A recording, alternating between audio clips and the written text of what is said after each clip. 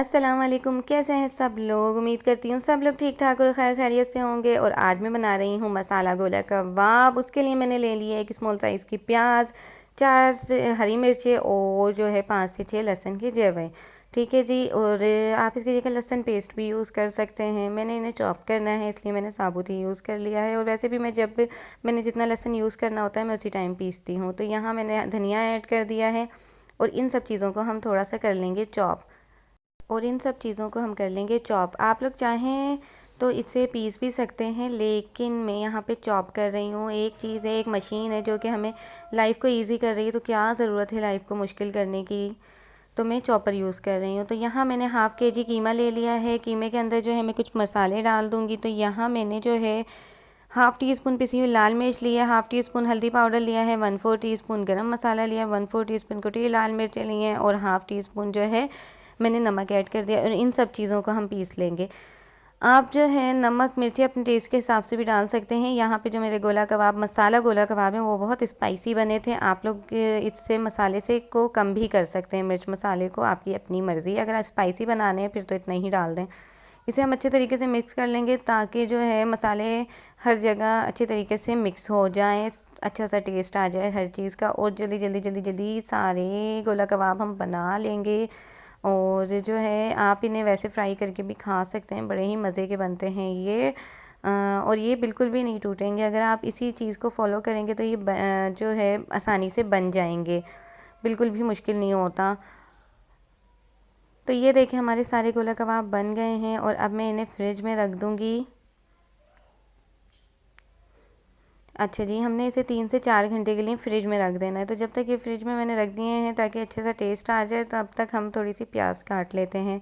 تو یہاں پہ دیکھیں کوئی بھی چیز بنانا جو ہے وہ مشکل کام نہیں ہوتا۔ یہاں میں آپ کو یہ جو ریسیپی بنانا بتا رہی ہوں سب گھر کے مسالے ہیں، کوئی بھی باہر کا ایکسٹرا مسالہ نہیں ہے، ہر چیز بنانا آسان ہوتا ہے۔ ہم نے خود ریسیپیز کو مشکل کر دیا ہے۔ ہم دوسری ریسیپیز دیکھتے ہیں، اچھا انہوں نے یہ ڈالا تھا وہ ڈالا تھا، یہ چیز تو ہمارے پاس ہے نہیں، وہ چیز ہمارے پاس نہیں ہے، تو کوئی کسی چیز کی ضرورت نہیں ہوتی۔ ہم گھر کے کم مسالوں میں جو کہ ہم گھر میں یوز کرتے ہیں اس میں بھی بہترین چیز بنا سکتے ہیں، بس کوشش کرنے کی بات ہوتی ہے۔ تو یہاں پہ جو ہے میں یہ لہسن پیاز کاٹ رہی تھی، تو یہاں میرا بیٹا آیا اور اس نے ایک ڈرائنگ ڈرا کی تھی، تو وہ کہہ رہا تھا مما میری ڈرائنگ بھی دکھا دیں، مطلب وہ مجھے دیکھ رہا تھا کہ میں ویڈیو شوٹ کر رہی ہوں، تو اس نے مجھے کہا یہ ڈرائنگ میری بھی دکھا دیں۔ تو یہ انس نے بنائی ہے، اور جو ہے اب انس آیا تھا تو پھر احمد بھی آ گیا کہ مما میری بھی دکھا دیں، تو تھی یہ احمد نے بنائی ہے۔ انس جو ہے وہ کلاس 2 میں ہے، احمد جو ہے وہ کلاس پریپ میں ہے، تو یہ احمد بنا کے لایا ہے۔ تو بھئی کون سی ڈرائنگ اچھی لگی ہے یہ بھی آپ لوگ بتا دیں۔ تو یہاں میں نے وہ سب جو ہے چیزیں کاٹ لی تھیں، لہسن ادرک ہری مرچیں اور پیاز، اور جو ہے یہاں پر میں نے ½ کپ آئل لے لیا ہے، اور اس کے اندر جو ہے میں سارے گولا کباب کو فرائی کر لوں گی۔ اچھا جو میں نے پیاز لی تھی وہ میں نے جو ہے 4 سے 5 پیاز لی تھیں اسمال سائز کی، اور جو ہے لہسن لیا تھا میں نے 5 سے 6 جویں، اور چھوٹی سی ادرک اور 2 ہری مرچیں۔ ان سب چیزوں کو جو ہے میں نے پیس لینا ہے، پیاز کو نہیں پیسنا، جو لہسن ہری مرچ اور ادرک ہے اس کو پیس لینا ہے۔ پیاز جو ہے ہم نے فرائی کرنی ہے تاکہ ہمارا اچھا سا مسالہ بن جائے۔ پیس کے بھی ہم ڈال سکتے ہیں، لیکن جو ٹیسٹ اس طرح سے آتا ہے وہ پیس کے نہیں آتا۔ وہ ریسیپی میں بھی ہے جس میں ہم نے پیس کے پیاز ٹماٹر ڈالنے ہیں، وہ ریسیپی گولا کباب کی میں انشاءاللہ آپ لوگوں کے ساتھ ضرور نیکسٹ ٹائم شیئر کروں گی۔ تو یہ میں نے بہت ہی ایزی طریقے سے بنانے تھے، تو میں نے آسان سا ہی استعمال کیے ہیں ہر چیز کو۔ تو یہاں میں نے یہ دیکھیں پیاز جو تھی 4 سے 5 وہ کاٹ کے اس طرح ڈال دیے، بس ہم نے اس کا اتنا ہی کلر چینج کرنا ہے، اس سے زیادہ نہیں کرنا ہے، نہیں تو یہ بلیک ہو جائے گی، مطلب ہماری ہانڈی بلیک ہو جائے گی۔ اور یہاں جو میں نے 1 ٹیبل اسپون ادرک لہسن پیسٹ اور ½ ٹی اسپون ہری مرچوں کا پیسٹ ایڈ کر دیا ہے۔ اور اب جو ہے میں نے یہاں 5 سے 6 ٹماٹر لے لیے تھے اسمال سائز کے، انہیں کٹ کر لیا تھا۔ اب یہاں میں 1 ٹی اسپون کٹی لال مرچ، ½ ٹی اسپون ہلدی پاؤڈر، 1 ٹی اسپون دھنیا پاؤڈر، 1/4 ٹی اسپون جو ہے گرم مسالہ پاؤڈر، اور 1 ٹی اسپون جو ہے میں نے اس میں زیرہ پاؤڈر ایڈ کیا ہے، اور اپنے ٹیسٹ کے حساب سے آپ لوگ اس میں نمک ایڈ کر لیں۔ میں جو ہوں یہاں پر نمک ایڈ کر رہی ہوں ½ ٹی اسپون، آپ لوگ اپنے ٹیسٹ کے حساب سے ڈال سکتے ہیں۔ تو یہاں ½ ٹی اسپون نمک ایڈ کر دیا ہے۔ اب ہم اس میں تھوڑا سا پانی ڈال دیں گے، اتنا کہ ہم نے صرف ان ٹماٹروں کو سافٹ کرنا ہے۔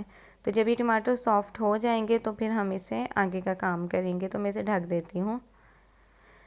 جی تو یہاں دیکھیں میں نے اسے تقریباً 2 سے 3 منٹ ہی بس پکایا ہے اور ہمارے ٹماٹر سافٹ ہو گئے ہیں، تو ہم اسے اب اچھا سا بھون لیں گے۔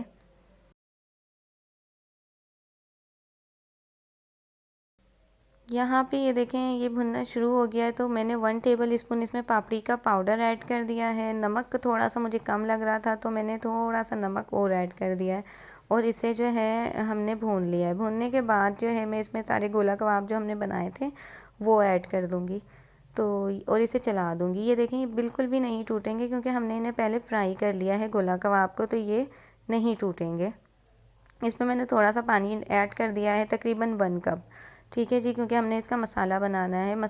تو یہ 1 کپ ایڈ کر کے میں اسے پکنے کے لیے رکھ دوں گی تقریباً 10 منٹ، 10 سے 15 منٹ، جتنی دیر میں ہمارا قیمہ گل جاتا ہے۔ ویسے قیمہ گلا ہوا ہی ہے کیونکہ ہم نے اسے پہلے سے فرائی کرا ہوا ہے۔ تو یہ دیکھیں جی ہمارے جو بڑے ہی مزیدار گولا کباب ہیں وہ ہو گئے ہیں بن کے تیار۔ اسے میں نے 2 منٹ اور پکایا تھا تاکہ آئل اوپر آ جائے۔ یہ آئل دیکھیں اچھا سا اوپر آ گیا ہے۔